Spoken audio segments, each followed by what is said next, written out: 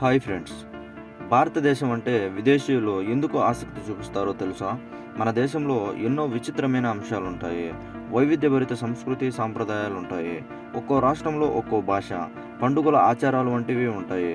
వీటికి తోడు ఇండియాలో రంగులు ఎక్కువ ఉండే డ్రెస్సులు ధరించడం. విదేశీయులు ఎక్కువగా బ్లాకు, బ్లూ, డార్క్ గ్రీన్ డ్రెస్సులనే ధరిస్తారు. భారతీయులు అలా కాదు, అన్ని రంగుల వస్త్రాలు ధరిస్తారు. అందువల్ల ఇండియా ఎటు చూసినా కలర్ఫుల్గా కనిపిస్తుంది. ఇవన్నీ ఒక ఎత్తైతే మన దేశంలో ఆలయాలు మరో ఎత్తు. ఎక్కడా లేనన్ని పురాతన ఆలయాలు మన దేశంలోనే ఉన్నాయి. వాటి చరిత్ర, పూజా విధానాలు రకరకాలుగా ఉంటాయి. వాటి గురించి తెలిసి విదేశీయులు ఇండియాకి వస్తారు. ఇక్కడి యోగా నేర్చుకుంటారు, మనశ్శాంతి పొందుతారు.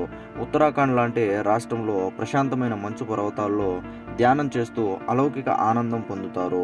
వారికి మన ఆలయాల చరిత్ర తెలుసుకోవడం అంటే చాలా ఇష్టం. అలా విదేశీయులతో పాటు భారతీయులు కూడా నచ్చే కొన్ని ప్రత్యేక ఆలయాల విశేషాల గురించి ఇప్పుడు తెలుసుకుందాం.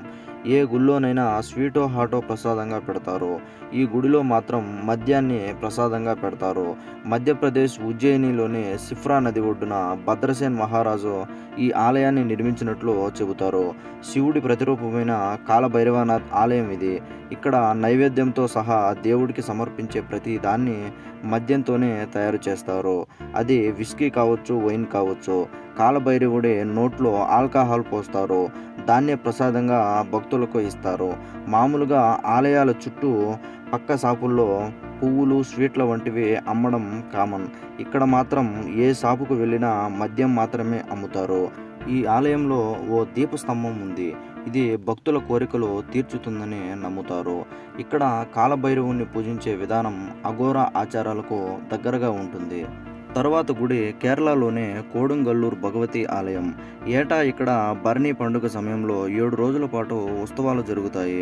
ఆ టైంలో భక్తులు కత్తులతో ఎంటర్ అవుతారు. తలపై దాడి చేసుకుంటారు.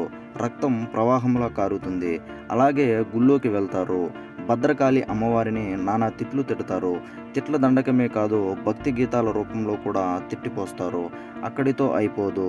పూనకం వచ్చినట్లు ఊగిపోతూ గుడిపైకి రాళ్ళు విసురుతారు. భక్తులలో చాలామంది మద్యం తాగి మత్తులో ఉంటారు. ఒకప్పుడు ఇక్కడ జంతు బలులు కూడా ఉండేవి. ఏటా రాళ్లతో కొడుతుండటం వల్ల ఆలయం దెబ్బతింటుంది. ఇక్కడ పూజా కైంకర్యాలు, కొబ్బరికాయలు కొట్టడాలు లాంటివి ఉండవు.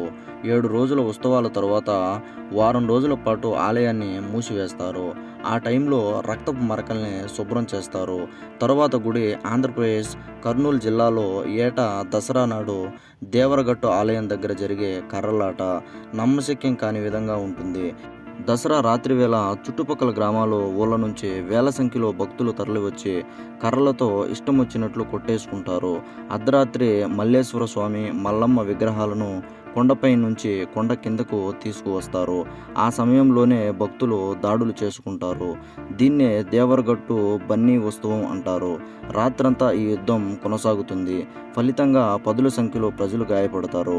ఆ నేలంతా రక్తంతో తడుస్తుంది. ఇక్కడ అనాది కాలంగా ఈ ఆచారం కొనసాగుతుంది. ఏటా ప్రభుత్వం ఈ యుద్ధం వద్దని వాదిస్తున్న స్థానికులు ఆపట్లేదు.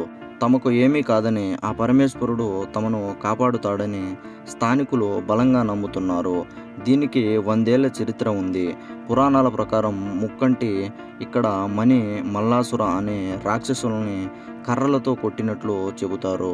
అందుకే స్థానికులు కూడా ఏటా దీన్ని విజయదశమి నాడు దీన్ని నిర్వహిస్తారు. Please subscribe Telugu facts channel. ఇలాంటి మరిన్ని వీడియోస్ కోసం మన ఛానల్ని సబ్స్క్రైబ్ చేసుకోండి. అలాగే పక్కనే ఉన్న బెల్ ఐకాన్ని నొక్కండి. నేను అప్లోడ్ చేసే ప్రతి వీడియోని నోటిఫికేషన్గా పొందండి. Thank you.